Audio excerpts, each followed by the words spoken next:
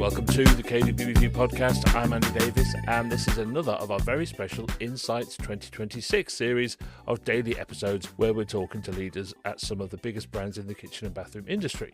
We're getting their candid evaluations and conclusions for business in 2025 and seeing what their thoughts, predictions and plans are for 2026.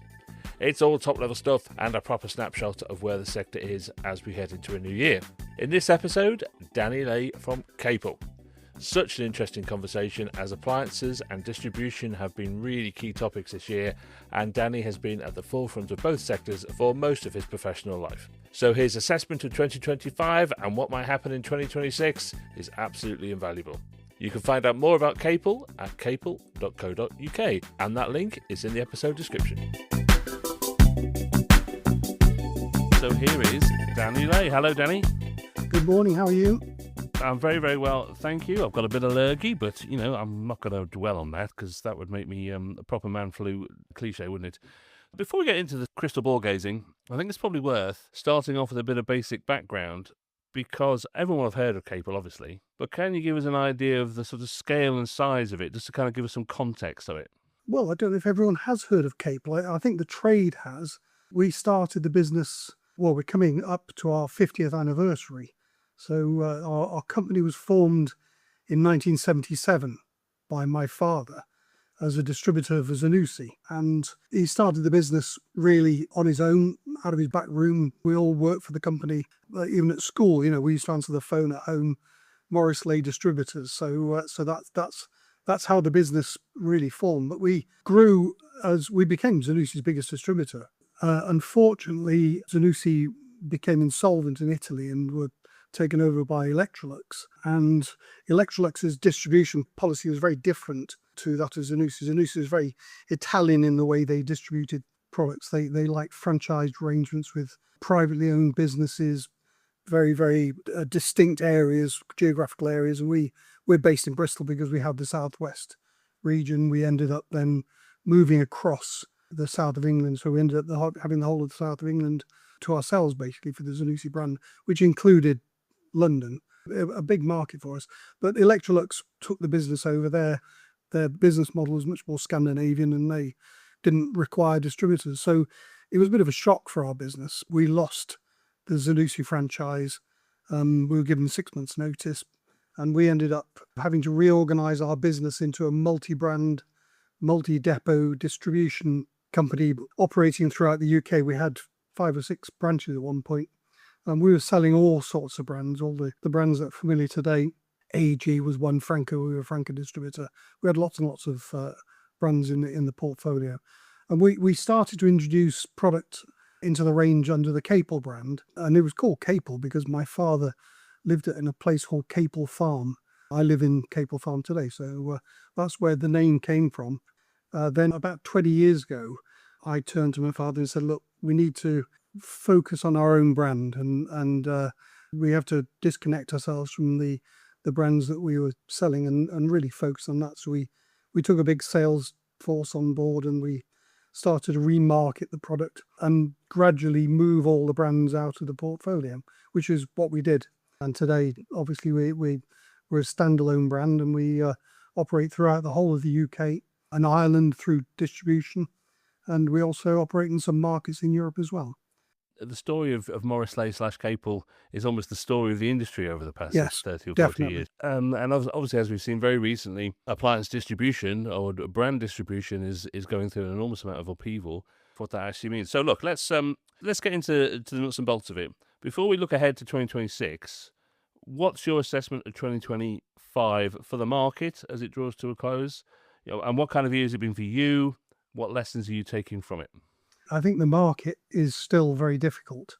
I read many reports each day from our field sales team and they're still coming back to me saying the kitchen market is still fairly flat.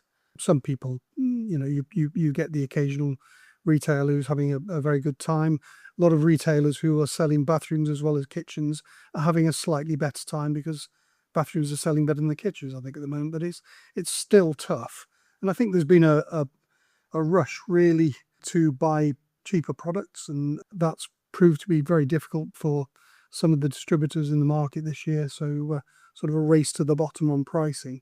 So it has been a tough time, and it continues to do so. As far as our company is concerned, we've seen a flattening out of that, and we're seeing improvement in turnovers, improvement in orders. But I can't say that we're going to be back to where we were in 2020 and 2022. It's still tough.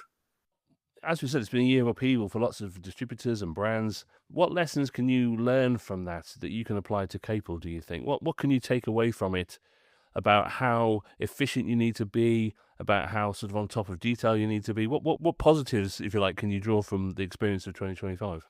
First of all, I feel a lot of sympathy for companies who are distributors, because at the end of the day, that's our background, is distribution, and I still feel there is a room for distribution in the market. I just think it's very difficult for a distributor to make money when they're selling the same products as many other distributors, and they're basically all they can do is fight on pricing, and I think that's the most difficult thing. As far as we're concerned, we're a single brand distributor effectively, but we're a brand in our own right, and I think that's where we benefited. We can set our own terms. We can set the terms on how we deal with the market. One thing we haven't done is chase that business to the bottom, and there still are suppliers of appliances and sinks and taps who are still competing on price and not anything else. Maybe because they haven't got the quality there, but if you have a product of quality, price isn't necessarily the most important feature.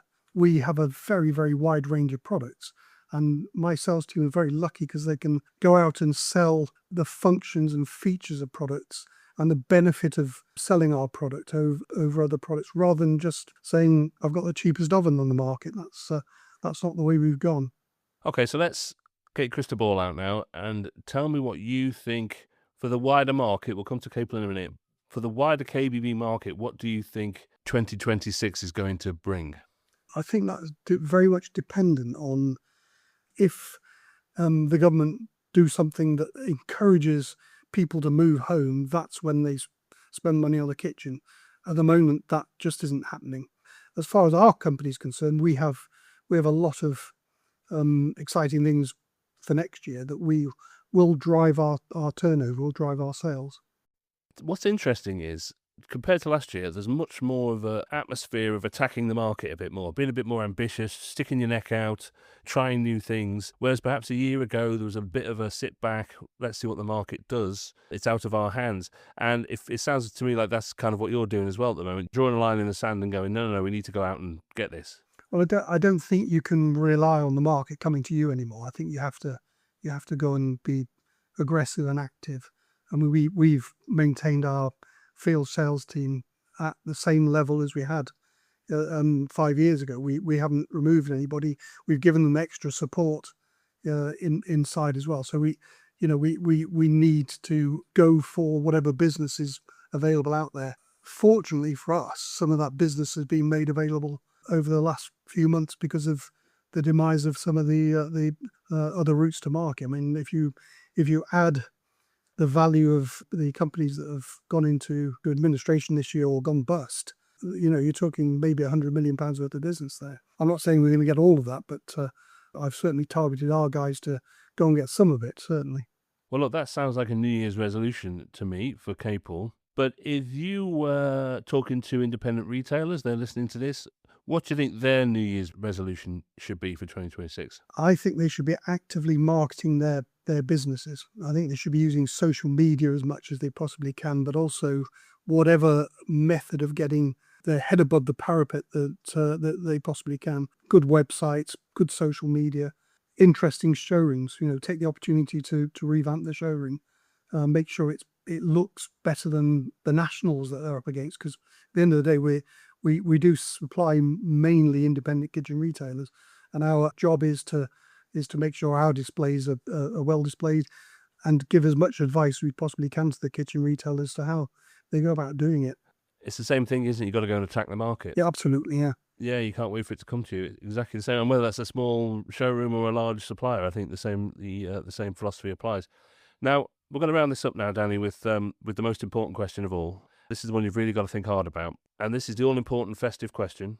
When you were a kid, what was the best Christmas present you ever got? Oh, that's so easy. That's so easy. In fact, it wasn't a Christmas present.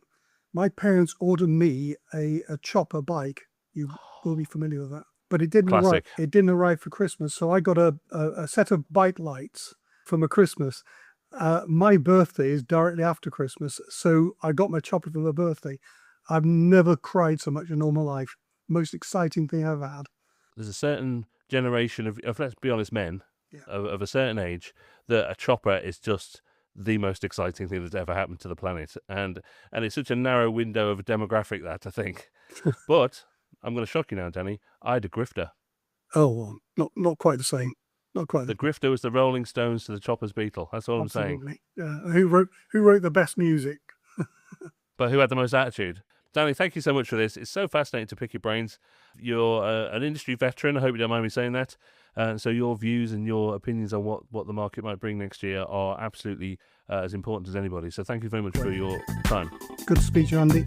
You too, mate.